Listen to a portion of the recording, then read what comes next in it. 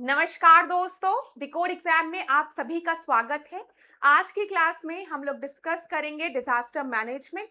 और disaster management में जो टॉपिक हम लोग डिस्कस करने वाले हैं वो है ग्लोबल पर्सपेक्टिव डिजास्टर मैनेजमेंट को लेकर। तो ग्लोबल पर्सपेक्टिव में हम डिफरेंट फ्रेमवर्क की बात करेंगे जो कि डिजास्टर मैनेजमेंट से रिलेटेड है और जहां से आपके एग्जाम में प्रश्न भी बन सकता है। इस क्लास में हम लोग प्रश्नों के माध्यम से पूरे टॉपिक को कवर करेंगे, कुछ थ्योरीज रहेंगी, कुछ प्रश्न रहेंगे ताकि ये टॉपिक आपका कवर हो जाए। तो चलिए अब आज के सेशन को स्टार्ट करेंगे मेरे साथ ऐश्वर्या सिंह के साथ।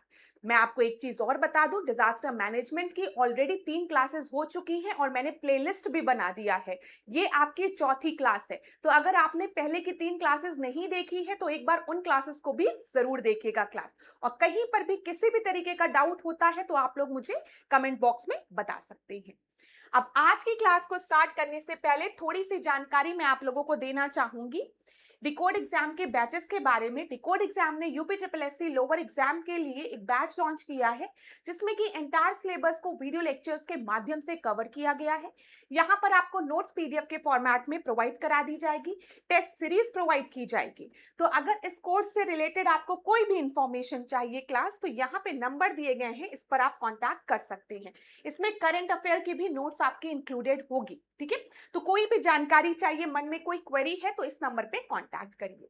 प्लस मैं आपको बता दूं, UP triple SC lower PCS exam के लिए टेस्ट सीरीज भी लॉन्च की गई है जिसमें आपके 20 फुल टेस्ट होंगे और हर फुल टेस्ट में आपके 100 क्वेश्चंस होंगे, मतलब 2000 क्वेश्चंस आपको इस फुल टेस्ट के थ्रू मिल जाएंगे। प्लस 130 सेक्शनल टेस्ट होंगे जिसमें कि हर सेक्शनल टेस्ट में आपके 25 क्वेश्चन होंगे। तो यहाँ पर आपको 3250 प्रश्न मिल जाएंगे। तो 3250 प्रश्न प्लस 2000 मतलब 5250 प्रश्न आपको इस पूरे टेस्ट सीरीज में मिल जाएंगे। तो अगर आपको इस टेस्ट सीरीज को ज्वाइन करना है तो आप इन नंबर पे कॉन्टैक्ट कर सकते हैं। कोई भी क्वेरी है, कोई प्रश्न पूछना चाहते हैं, ठीक है, तो फिर आप इस नंबर पे कांटेक्ट करिए, सारी इंफॉर्मेशन आपको यहां पर प्रोवाइड करा दी जाएगी। अब चलिए आज की क्लास का हम पहला प्रश्न तो नहीं, पहले कुछ थ्योरी को समझते हैं। क्या दिया गया है यहां पर देखो, हम लोग चलते हैं 1987 के समय में।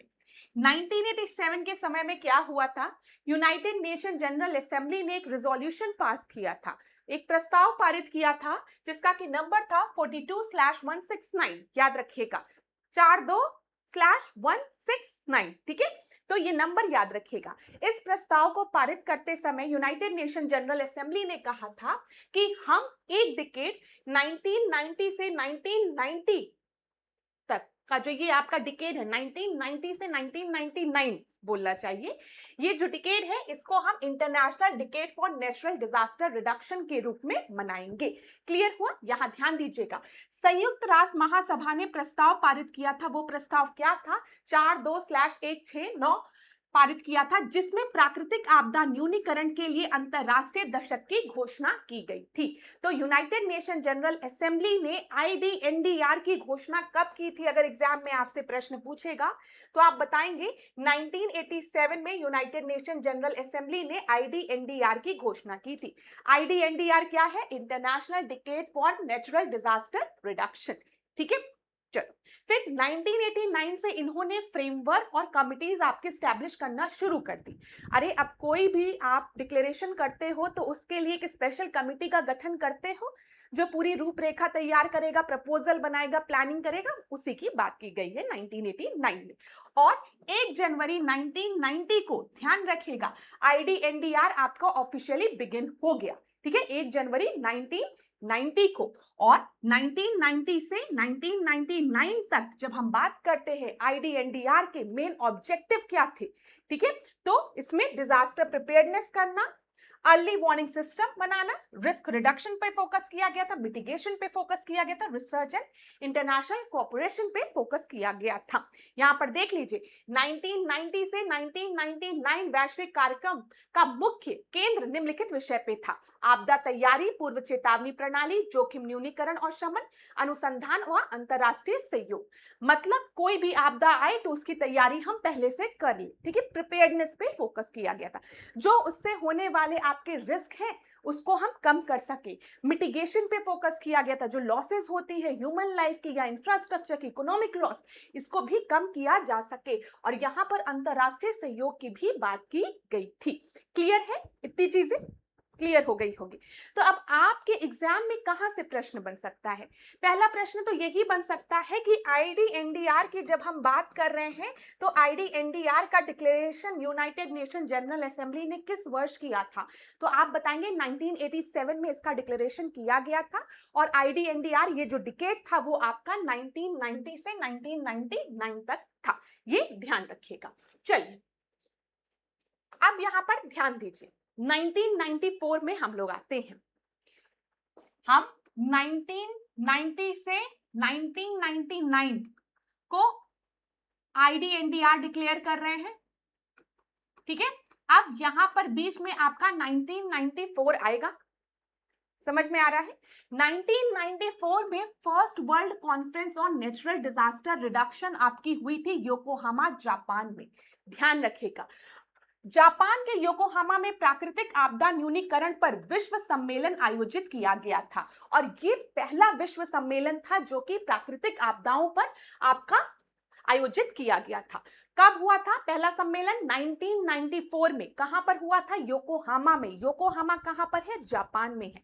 इंपॉर्टेंट है, याद रखिएगा, ठीक है। इसके बाद हम देखते हैं 1999 में तो आपका आईडीएनडीआर जो है वो कंक्लूड कर जाता है, ठीक है।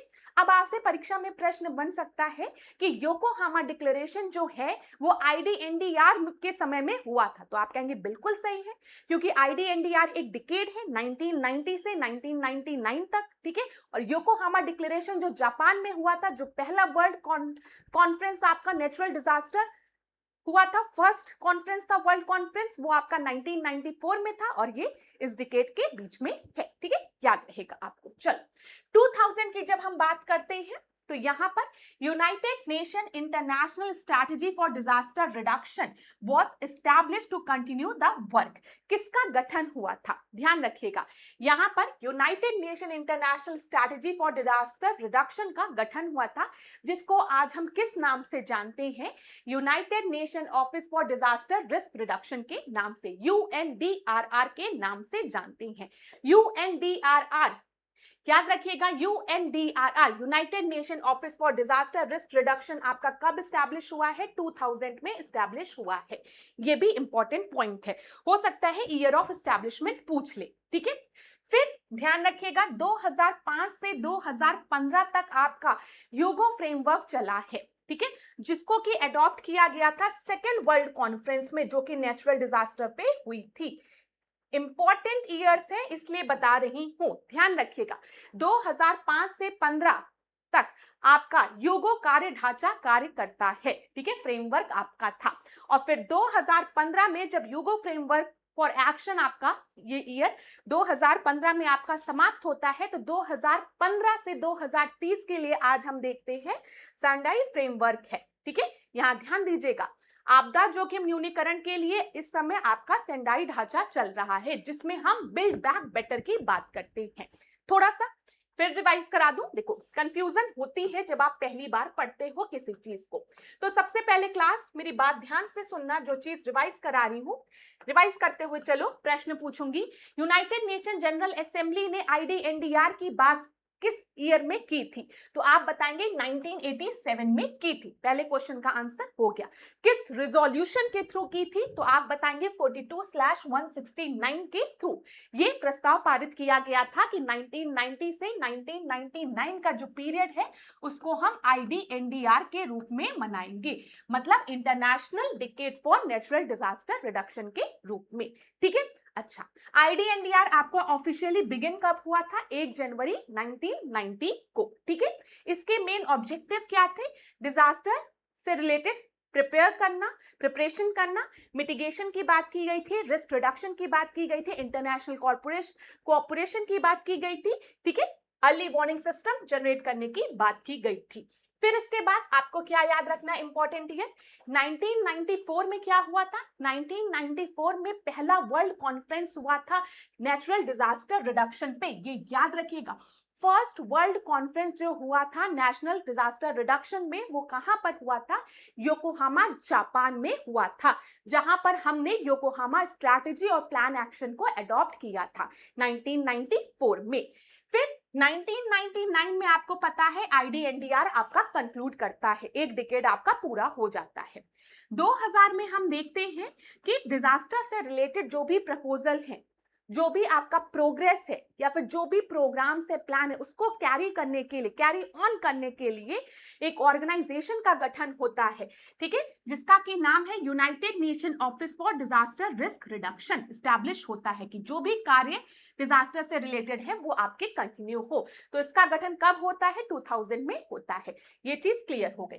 2005 में आपका एक नया फ्रेमवर्क आता है जिसको कि हम ह्यूगो फ्रेमवर्क कहते हैं, और ये आपका सेकेंड वर्ल्ड कॉन्फ्रेंस में आया है जो कि नेचुरल डिजास्टर रिडक्शन पे था, ठीक है। सेकेंड कॉन्फ्रेंस में आपका ह्यूगो फ्रेमवर्क आया है।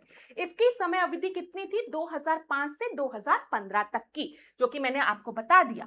और अब अगर हम देखते हैं तो 2015 से आपका एक नया फ्रेमवर्क आता है जिसको हम सेंडाई फ्रेमवर्क कहते हैं, जो कि 2030 तक आपका है, ठीक है। ये सारी चीजें क्लियर हुई होगी। चलो आगे देखते हैं।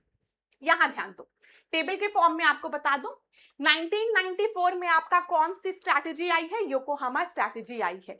योकोहामा स्ट्रैटेजी या प्लान ऑफ एक्शन कहां अपनाया गया था, योकोहामा जापान में अपनाया गया था। ये किस पीरियड के समय में आई थी, IDNDR के मध्य। हम देखते हैं IDNDR का पीरियड क्या है, 1990 से 1999 तक का ये आपका डिकेड है, ठीक है। ये इसका फोकस किस पे था, प्रिंसिपल एंड अवेयरनेस पे, ठीक है, मतलब मेनली लोगों को अवेयर करना, अर्ली वार्निंग देना, ये सारी चीजें इसमें थी। की आइडिया क्या था, prevention is better than relief, कि हम अगर किसी भी तरीके की आपदा को प्रिवेंट कर सके, रोक सके, तो वो ज्यादा बेटर है रिलीफ प्रोवाइड करने से। तो हम लोग कहते हैं prevention is better than cure, तो उसी तरीके से prevention is better than relief, ठीक है। इसके सक्सेसर हम देखते हैं तो यहाँ पर आपका ह्यूगो फ्रेमवर्क है, जो कि 2005 से 2015 इसकी टाइमलाइन है, ठीक है, ह्यूगो फ्रेमवर्क की। इसको कहाँ अपनाया गया था, कोबे ह्यूगो जापान में, ठीक है। इसकी जो समय अवधि थी वो 2005 से 2015 की थी, ये याद रखिएगा। यहाँ पर हमने एक्शन ओरिएंटेड इंप्लीमेंटेशन पे वर्क किया है, मतलब अब हम क्या कर रहे हैं, चीजों को इंप्लीमेंट कर रहे हैं। बिल्डिंग रेजिलियंस टू डिजास्टर, जैसे अगर हम अपने इंफ्रास्ट्रक्चर को इस तरीके से बनाए, प्रॉपर प्लानिंग करें, ठीक है, तो हम क्या किसी भी तरीके की आपदा को रोक सकते हैं, इस पे फोकस किया जा रहा था, ठीक है। फिर इसके बाद हम देखते हैं ह्यूगो फ्रेमवर्क के बाद आपका सेंडाई फ्रेमवर्क आता है, जिसकी की जो अगर हम देखेंगे 2015 से 2030 तक ये फ्रेमवर्क आपका है। क्लियर है क्लास। चलो यहां पर मैंने आपको ऑलरेडी बताया है, जो पहला वर्ल्ड कॉन्फ्रेंस आपका हुआ था डिजास्टर रिडक्शन पे, नेचुरल डिजास्टर रिडक्शन पे, वो योकोहामा जापान में हुआ था, और इसी के थ्रू 1994 में हम देखते हैं योकोहामा स्ट्रैटेजी आपकी आई है, उसी प्लेस के नाम पे। जो सेकेंड वर्ल्ड कॉन्फ्रेंस आपका डिजास्टर रिस्क रिडक्शन में हुआ था वो योगो जापान में हुआ था, और हम देखते हैं 2005 में योगो फ्रेमवर्क आता है, जिसकी की वैलिड जो है वो आपका 2005 से 2015 तक है, ठीक है। फिर 2015 में हम देखते हैं third United nation world conference हुआ है डिजास्टर रिस्क रिडक्शन में, जो कि सेंडाई जापान में हुआ है, और उसी के नाम पर सेंडाई फ्रेमवर्क की हम बात करते हैं। क्लियर है ये सारी चीजें। तो फर्स्ट सेकंड थर्ड याद रहेगा आपको, पहले में योकोहामा, फिर योगो, फिर उसके बाद आपको पता है यहाँ पर सेंडाई फ्रेमवर्क की हम बात कर रहे हैं। क्लियर है क्लास। चलो अब देखो, सेंडाई फ्रेमवर्क की जब हम बात करते हैं तो सबसे पहले ईयर याद रखना 2015 से 2030 तक का, ठीक है। यहाँ पर आपदा जोखिम न्यूनीकरण के पे फोकस किया गया है, डिजास्टर रिस्क रिडक्शन पे, DRR, डिजास्टर रिस्क रिडक्शन पे। तो यहाँ देखो, आपदा जोखिम न्यूनीकरण के लिए एक अंतरराष्ट्रीय रूपरेखा है, जिसे 2015 में सेंडाई जापान में आयोजित third United nation conference on disaster risk reduction पे अपनाया गया था। मैंने अभी आपको बताया कि नेचुरल डिजास्टर रिस्क रिडक्शन पे जो थर्ड कॉन्फ्रेंस हुई थी सेंडाई सेंडाई जापान में, वहीं पर सेंडाई फ्रेमवर्क को आपका अपनाया गया था और ये 2015 से 2030 तक के लिए आपकी है। ठीक है, इसका उद्देश्य हम देख लेते हैं। इसका उद्देश्य आपदा से होने वाली जन धन की हानि को कम करना और समाज की आपदाओं के प्रति सहनशीलता को बढ़ाना है। तो रेजिलियंस पर इसने फोकस किया है, सहनशीलता को बढ़ाने पर फोकस किया है। 2030 तक आपदा जोखिम और उससे होने वाले नुकसान जैसे मृत्यु, आजीविका की हानि, आर्थिक क्षति, बुनियादी ढांचे की क्षति को काफी हद तक कम करना है। तो वही चीज हम यहाँ पर डिजास्टर रिस्क रिडक्शन की बात कर रहे हैं। जब भी कोई आपदा आती है तो क्या क्या रिस्क होते हैं? लोग मरते हैं, मृत्यु। तो हम देखें, हम इस तरीके से तैयारी रखें जो मृत्यु दर है उस समय, ठीक है, जो मृत्यु है वो कम हो। ठीक है, फिर साथ ही साथ इंफ्रास्ट्रक्चर प्रॉपर बने, लोगों की लाइवलीहुड पर ज्यादा इफेक्ट ना पड़े, आर्थिक क्षति ना हो, बुनियादी ढांचे आपके क्षतिग्रस्त ना हो। तो इन्हीं सारी चीजों पर फोकस किया गया है। ठीक है, यहाँ पर जितने भी रिस्क हैं उसको कम करने पे फोकस किया गया है। अब यहाँ पर क्लास आपको किस चीज पर ध्यान देना है? ध्यान दीजिएगा कि सेंडाई फ्रेमवर्क की जो 4 प्रमुख प्राथमिकताएं हैं इसको जरूर याद कर लीजिएगा। जो 4 आपकी प्रायोरिटीज हैं उसको, सबसे पहला क्या है? Understanding the disaster risk. ठीक है, दूसरा है strengthening the disaster risk governance, और थर्ड है investing in disaster risk reduction for resilience, और फोर्थ है बिल्ड बैक बेटर, जो कि मुझे सबसे अच्छा लगता है। आम जीवन में भी आपको हमेशा ये याद रखना है, बिल्ड बैक बेटर। अगर आज हारे हो तो इसका मतलब ये नहीं कल भी हारोगे। ठीक है, अपना बेटर वर्जन आपको रोज बनना है। आज की कमियों को आपको क्या करना है? खत्म करना है। आज कोई आपको तोड़ रहा है तो आपको अपना बेटर वर्जन बनना है। बिल्ड बैक बेटर, कितना अच्छा है। ठीक है, तो जीवन में जब भी कठिनाइयां आपको तोड़े ना, आप अपना बेटर वर्जन बनो, बिल्ड बैक बेटर। ठीक है, तो इस तरीके से रिस्पॉन्स दो। तो ये ध्यान रखिएगा, अब आपको याद भी रहेगा कि सेंडाई फ्रेमवर्क में बिल्ड बैक बेटर की बात की गई है। अब ध्यान से सुनना, अंडरस्टैंडिंग द डिजास्टर रिस्क। अब इसमें ऐश्वर्या मैम क्या बताएंगी? फालतू में आप लोगों का समय लेंगे। आपको खुद पता है जोखिम का आकलन करना। अरे भाई, जो आपदा है उसका आकलन करो कि अगर इस तरीके की आपदा आती है, अर्थक्वेक आता है, सुनामी आती है, तो क्या क्या हानियां हो सकती हैं। ठीक है, जब आप किसी भी चीज का आकलन करोगे तभी तो आप उस चीज के लिए प्रिपेयर रहोगे पहले से। समझ में आ रहा है? उससे होने वाले लॉसेस या जो भी आपको घाटा होगा उसके बारे में जब आपको पता होगा कि अगर इस तरीके की आपदा आई तभी तो आप उस चीज के लिए तैयार रहोगे। ठीक है, तो क्या जोखिमों का आकलन करना, आपदा संबंधित आंकड़ों और जानकारी का संग्रह करना, एक जगह सबको इकट्ठित करना और प्रारंभिक चेतावनी प्रणालियों के बारे में को मजबूत करना, मतलब अर्ली वार्निंग सिस्टम बनाना। अब देखो, कहीं पर साइक्लोन हिट करने वाला है, सुनामी आने वाली है, या किसी भी तरीके की आपदा का आपको मिल गया है कि सिग्नल आपको मिल गया है कि आने वाला है, मतलब ये आपदा, ये डिजास्टर, तो आप क्या करोगे? अर्ली वार्निंग सिस्टम से वहां के लोगों को पहले ही अवेयर कर दोगे कि आप लोग अपने जरूरी सामान को पैक करके रखिए। कभी भी आपको अपने घर को छोड़कर किसी सेफ टेंट में या सेफ जगह, शेल्टर में जाना पड़ सकता है, क्योंकि बहुत बड़ा साइक्लोन भारत को 1 घंटे में हिट करने वाला है। तो इस तरीके से आपने अर्ली वार्निंग दे दी। आजकल हम देखते हैं हमारे मोबाइल फोन में पहले से ही आ जाता है कि आपके क्षेत्र में भारी वर्षा होने वाली है, 3 घंटों में बहुत मतलब तेज से हवा और वर्षा होने वाली है, तो आपको चेतावनी पहले ही दे दी। तो ये क्या है? अर्ली वार्निंग सिस्टम हो गया। ठीक है, फिर देखो, आपदा जोखिम शासन को सुदृढ़ करना। अब हम भी देखते हैं, जब हम भारत के कंटेक्स्ट में देखते हैं क्लास, तो 2005 के पहले अगर हम देखें, जब डिजास्टर मैनेजमेंट एक्ट भारत में नहीं था, तो भारत में भी कोई ऐसी इंस्टीट्यूशन नहीं थी जो कि आपदाओं को खाली देखे। ठीक है, तो हम आपदा को इतनी बड़ी प्रॉब्लम मानते ही नहीं थे। जब कोई आपदा आती थी तब हमको समझ में आता था कितने लोग मारे गए हैं, कितनी हानि पहुंची, तब हम सोचते थे अरे बाप रे बाप, अब लोगों को इस झंझट से कैसे निकाले। लेकिन 2005 के बाद हम देखते हैं कि हमारे भारत में एनडीएमए का गठन होता है, हम एनडीआरएफ टीम स्टैब्लिश कराते हैं। ठीक है, एसडीआरएफ आपका बनता है, ठीक है, डिजास्टर मैनेजमेंट एक्ट 2005 के तहत। तो बाद में हमें समझ में आया कि एक इंस्टीट्यूशन बहुत ही जरूरी है, एक इंस्टीट्यूशनल फ्रेमवर्क बहुत जरूरी है, प्रॉपर प्लानिंग बहुत जरूरी है, डिफरेंट डिपार्टमेंट्स के बीच में कोऑर्डिनेशन होना चाहिए। इसीलिए इसी तरीके से हम देखते हैं ग्लोबल पर्सपेक्टिव में भी हमें ये चीज समझ में आती है, strengthening the disaster risk governance. प्रभावी नीतियां होना चाहिए, कानून होना चाहिए, संस्था होना चाहिए, प्रॉपर होना चाहिए, ठीक है। विभिन्न विभागों और संस्थाओं के बीच में समन्वय होना चाहिए। जब भी कोई आपदा आए तो जो डिफरेंट डिफरेंट डिपार्टमेंट्स हैं या डिफरेंट डिफरेंट आपके मिनिस्ट्रीज हैं वो एक दूसरे के साथ प्रॉपर कोऑर्डिनेट कर सके। ये तो हम ग्लोबल पर्सपेक्टिव में बात कर रहे हैं, लेकिन हम इंडिया के पर्सपेक्टिव में भी आपको यही चीज समझाने का प्रयास कर रहे हैं कि जब हम देखते हैं 2005 में आपका डिजास्टर मैनेजमेंट एक्ट आता है, ठीक है, डिजास्टर मैनेजमेंट एक्ट आता है, तो वहां पर हम क्या करते हैं, वहां पर हम इंस्टीट्यूशंस का गठन करते हैं। यहां पर हमने एनडीएमए का गठन किया, ठीक है, यहां पर हमने एसडीएमए का गठन किया, यहां पर हमने आईडीएम का गठन किया, national institute of disaster management का। एनडीएमए के साथ एनडीआरएफ की टीम आपकी है, ये फोर्स हमेशा लगी हुई है।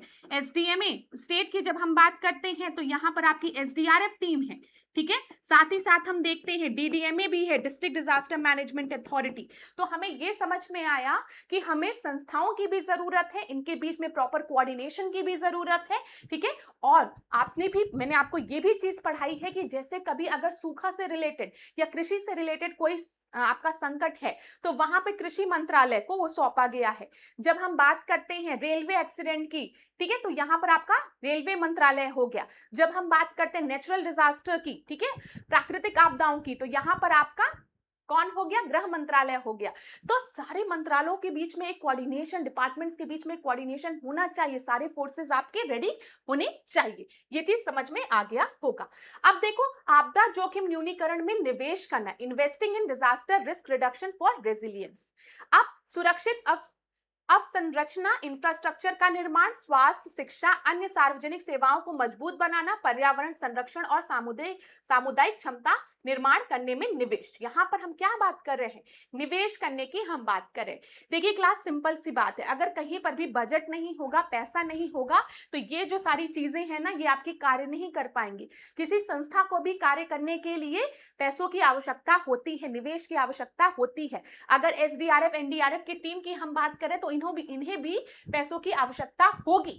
तो हमने भी देखा भारत के कंटेक्स्ट में भी हम किसकी बात करते हैं, एनडीआरएफ फंड की बात करते हैं ना, हम फंड्स की बात करते हैं, हम मिटिगेशन फंड की बात करते हैं।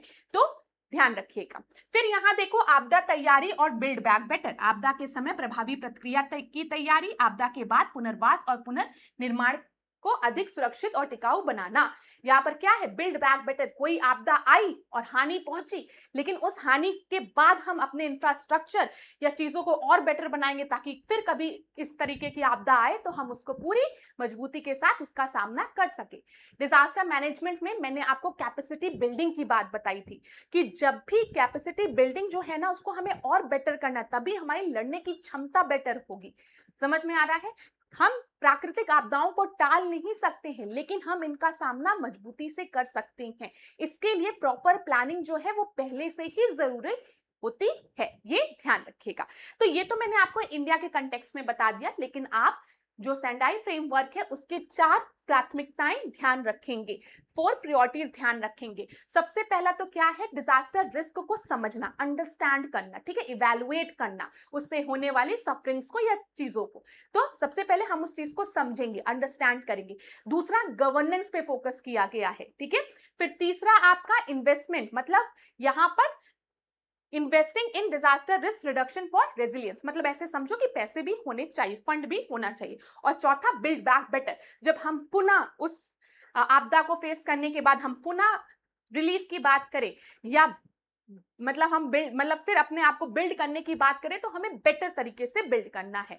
अब कहीं पर अर्थक्वेक आता है, अर्थक्वेक प्रोन एरिया है, तो वहां पर हम बिल्डिंग्स का निर्माण इस तरीके से करेंगे ताकि अर्थक्वेक आए तो वो बिल्डिंग्स जो है वो उस शॉक को, उस मूवमेंट को, टेक्टोनिक प्लेट्स के मूवमेंट को आपके सर्वाइव कर पाए। ऐसा ना हो कि पूरी पूरी बिल्डिंग्स आपकी कोलैप्स कर जाए। इसीलिए हम देखते हैं वहां पर कुछ डिफरेंट आपकी टेक्नोलॉजीज का प्रयोग किया जाता है। जहां पर भी फ्लड आता है वहां पे प्रॉपर ड्रेनेज सिस्टम बनाया जाएगा, नालियां बनाई जाएगी, डैम्स का कंस्ट्रक्शन किया जाएगा। तो इस चीज की बात की जा रही है, बिल्ड बैक बेटर की। चलो, तो यहां पर जल्दी से एक बार देख लो, जब हम बात करते हैं योकोहामा फ्रेमवर्क की, तो ये आपका कब आया है? 1994 में आया है। जब हम योगो फ्रेमवर्क की बात करते हैं 2005 से 2015, सेंडाई फ्रेमवर्क की बात करते हैं 2015 से 2030, ठीक है, ध्यान रखिएगा। अच्छा, इसी बीच में देख लीजिए पेरिस एग्रीमेंट आपका कब है? 2015 में आया है, ठीक है। एसडीजी सस्टेनेबल डेवलपमेंट गोल्स की जब हम बात करते हैं तो एसडीजी गोल्स को हम लोग ने 2015 में अपनाया है और इन 17 गोल को हमें 2030 तक अचीव करना है, ठीक है।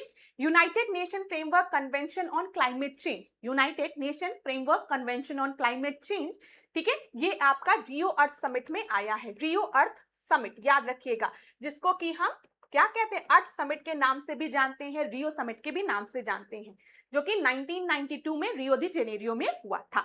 इसके साथ ही यहाँ पर एजेंडा 21 भी आपका अपनाया गया था, ये भी याद रखिएगा, एग्जाम में पूछ लिया जाता है। क्योटो प्रोटोकॉल, जो कि आपके किससे रिलेटेड है? ग्रीन हाउस गैस के एमिशन को कम करने की बात यहाँ पर की गई है, ठीक है। तो वो आपका कब आया है? 1997 में आया है, ठीक है क्लास। ये सारे पॉइंट्स दिमाग में बैठ गए होंगे। चलो अब प्रश्नों के माध्यम से हम देखते हैं सेंडाई फ्रेमवर्क किस वर्ष अपनाया गया था, तो मुझे जल्दी से बताओ। 2015 में अपनाया गया था। कब तक? 2030 तक है, ठीक है। फिर where was the Sendai Framework adopted? बताओ, सेंडाई फ्रेमवर्क कहां अपनाया गया था? सेंडाई जापान में, ठीक है, ये याद रहेगा, जापान में, याद रखिएगा। सेंडाई फ्रेमवर्क किस अवधि के लिए लागू है? तो 2015 से 2030 के लिए लागू है। यहां पर जब हम सेंडाई फ्रेमवर्क की बात करते हैं तो कितने प्रायोरिटीज की हमने बात की है? 4 प्रायोरिटीज की हमने बात की है। सबसे पहले हमने डिजास्टर को अंडरस्टैंड करने की बात की है, ठीक है, बस समझो। सबसे पहला क्या है? अंडरस्टैंड, बस एक शब्द याद रखो तो याद रहेगा, अंडरस्टैंड। वाह वाह, ऐश्वर्या मैम क्या लिख रही हैं? ध्यान दीजिएगा। सबसे पहला क्या है? अंडरस्टैंड, ठीक है, अंडरस्टैंड, जो भी डिजास्टर है, जो भी आपदा, उसको समझना, उसको इवैल्यूएट करना। दूसरा क्या है? जो भी गवर्नेंस है, ठीक है, इंस्टीट्यूशन है, उनको और मजबूत करना, फ्रेमवर्क बनाना, पॉलिसीज बनाना। फिर तीसरा कहाँ किसकी बात की गई है? फंड्स की बात की गई है। और चौथा क्या है? जयश्वर्या मैम का फेवरेट है, बिल्ड बैक बेटर क्लास, हमेशा याद रखिएगा, बिल्ड बैक बेटर। क्लियर है? आगे बढ़ते हैं। Where does DRR stand? Disaster Risk Reduction, इसका मतलब क्या है? DRR का मतलब क्या है? Disaster Risk Reduction। फिर देखो, which day is observed as International Day for Disaster Risk Reduction? Disaster Risk Reduction International Day हम किस दिन को मनाते हैं? तो ये है 13 अक्टूबर को, ध्यान रखिएगा, 13 अक्टूबर। Which framework replaced the यूगो framework? बताइए, यूगो फ्रेमवर्क को किसने रिप्लेस किया था? तो यूगो फ्रेमवर्क को सेंडाई फ्रेमवर्क ने रिप्लेस किया था। मैंने आपको बताया, जब हम यूगो फ्रेमवर्क की बात करते हैं क्लास, तो इसका आपका टाइम पीरियड क्या है? 2005 से 2015 तक, ठीक है। और फिर 2015 से 2030 तक के लिए कौन सा फ्रेमवर्क है आपका? सेंडाई फ्रेमवर्क है, याद रखिएगा। क्लियर हो गया होगा? एक एक पॉइंट एम्फेसिस करके पढ़ा रही हूँ, प्रश्नों के माध्यम से भी पढ़ा रही हूँ, ताकि दिमाग में रट जाए। What is the first priority of the Sendai framework? जो भी डिजास्टर है, रिस्क है, उसको समझना, ठीक है, understand the disaster risk. Build back better की जब हम बात करते हैं तो ये आपका पोस्ट डिजास्टर रिकवरी से है, ठीक है। आपदा आने के बाद जो भी हानियां हुई है, जब हम अपने आप को पुनः बना रहे हैं, तो ये नहीं कि अब कमजोर वर्जन बनाएंगे अपने आप को, नहीं, हम लोग अपने आप को अपना बेटर वर्जन बनाएंगे, बस ऐसे याद रखो। तो पोस्ट डिस्कवरी, ठीक है, दिल टूटने के बाद दिल को और मजबूत करने की बात यहाँ पर की गई है। चलो अब यहां देखो, Yokohama strategy for safer world was adopted इन, बताइए योकोहामा की बात यहां पर की गई है। तो मैंने आपको बताया योकोहामा स्ट्रैटेजी जो है वो 1994 में आपकी एडॉप्ट की गई है, first world conference on natural disaster risk reduction, ठीक है, याद रखना, ठीक है, जो पहला आपका अंतरराष्ट्रीय सम्मेलन हुआ था आपदा पे, ठीक है, 1994 में योकोहामा में, जापान में। चलिए, Hyogo framework for action covered in the period, तो अभी हमने डिस्कस किया योगो फ्रेमवर्क की जब हम बात करेंगे तो 2005 से 2015, ठीक है। इसके बाद सेंडाई फ्रेमवर्क आपका आता है। वही प्रश्न पूछा गया है। Sendai Framework for disaster risk Reduction is valid for 2015 to 2030। हमने डिस्कस किया है ऑलरेडी ये चीज, ठीक है। The Hyogo framework was adopted at, बताइए, first world conference on disaster reduction, second world conference on disaster reduction, third world conference on disaster reduction, या फिर यूनाइटेड नेशन अर्थ समिट। अब ध्यान देना, फर्स्ट वर्ल्ड कॉन्फ्रेंस की जब हम बात करते हैं तो इसमें हमने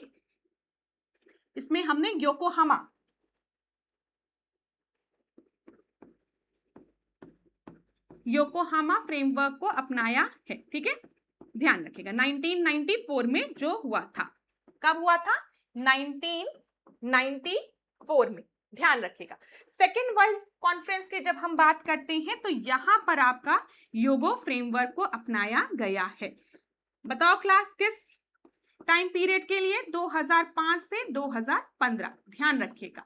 फिर third world conference on disaster risk की जब हम बात करते हैं तो यहां पर आपका सेंडाई फ्रेमवर्क है, ठीक है। ये सारी चीजें रट गई होगी आपको, ठीक है। ये कब से कब तक के लिए है? 2015 से 2030 तक के लिए। यहां पर यूनाइटेड नेशन अर्थ समिट की बात की गई है। ये कब हुआ है? 1992 में हुआ है, जहां पर हमने United nation framework convention on climate change UNFCCC की बात की है, एजेंडा 21 की बात की है। याद रखिएगा, एग्जाम में प्रश्न बनता है, ठीक है। यह इस प्रश्न का सही उत्तर आपका क्या हो जाएगा? 2 आपका सही उत्तर हो जाएगा, क्योंकि योगो फ्रेमवर्क पूछा गया है। क्लियर है? आगे बढ़ते हैं। Arrange the following in chronological order, आपको क्रोनोलॉजिकल ऑर्डर में अरेंज करना है। सेंडाई फ्रेमवर्क, योकोहामा स्ट्रैटेजी, या फिर योगो फ्रेमवर्क।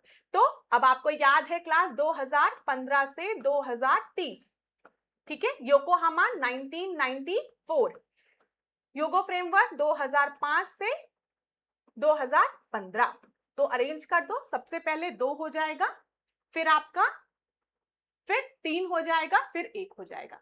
ए आपका सही उत्तर है, ठीक है। कोई दिक्कत नहीं हो रही होगी, इतनी चीजें क्लियर हो गई होगी। अब देखो कुछ इंपॉर्टेंट ऑपरेशंस को देख लेते हैं, जैसे ऑपरेशन सूर्य होप, ठीक है। यहां पर ध्यान दीजिएगा, उत्तराखंड फ्लड से रिलेटेड है। मेघ राहत की हम बात करेंगे तो ये जम्मू कश्मीर फ्लड से रिलेटेड था 2014 में। मैत्री की नेपाल अर्थक्वेक में जो ऑपरेशन परफॉर्म किया गया था, रेस्क्यू ऑपरेशन, उसकी बात यहां पर हो रही है। ऑपरेशन नील, मालदीव्स को वाटर क्राइसिस के समय जो हेल्प प्रोवाइड की गई थी। ऑपरेशन राहत, जब यमन से लोगों को इवैक्यूएट करा गया था, बाहर निकाला गया था। ऑपरेशन राहत, उत्तराखंड फ्लड रिलीफ। ये कुछ इंपॉर्टेंट ऑपरेशंस हैं, राहत कार्य हैं, जो कि भारत सरकार द्वारा किए गए थे और आपके एग्जाम के लिए महत्वपूर्ण है। हो सकता है पूछ लिया जाए, तो आप एक जगह इसको नोट कर लीजिए, ठीक है। हम और भी चीजों को डिस्कस कर लेंगे क्लास में। फिर कहूंगी 3 क्लासेस ऑलरेडी हो चुकी हैं, ये चौथी क्लास है। कमेंट बॉक्स में मुझे जरूर बताइएगा कि आपको क्लास समझ में आ रही है कि नहीं। मैंने लाइव भी सेशंस आप लोगों के लिए थे, लेकिन आप में से ज्यादातर स्टूडेंट ने मुझे बताया कि मैम जो ऑफलाइन सेशंस होते हैं, मतलब जो आपके रिकॉर्डेड सेशन होते हैं, उसको हम स्पीड बढ़ा के जल्दी जल्दी देख लेते हैं, हमारे लिए फायदेमंद होता है। तो ये चीज मुझे भी एज अ पर्सनल, मतलब मुझे भी एज अ टीचर ये लगता है, ये मेरा पर्सनल व्यू है कि आप रिकॉर्डेड सेशन देख लो तो जल्दी से रिवीजन हो जाता है। लेकिन अगर कहीं पर भी आपको दिक्कत होती है, आप चाहते हो कि लाइव इंटरेक्शन आपके साथ हो, तो आप वो भी मुझे कमेंट बॉक्स में बता सकते हो। हम क्लासेस किसी भी तरीके से ले सकते हैं, लाइव क्लासेस भी ले सकते हैं, रिकॉर्डेड सेशन भी आपको प्रोवाइड करा सकते हैं। देखो, जो मेन पर्पस क्लास का है वो यही है कि आपको बेनिफिट होना चाहिए।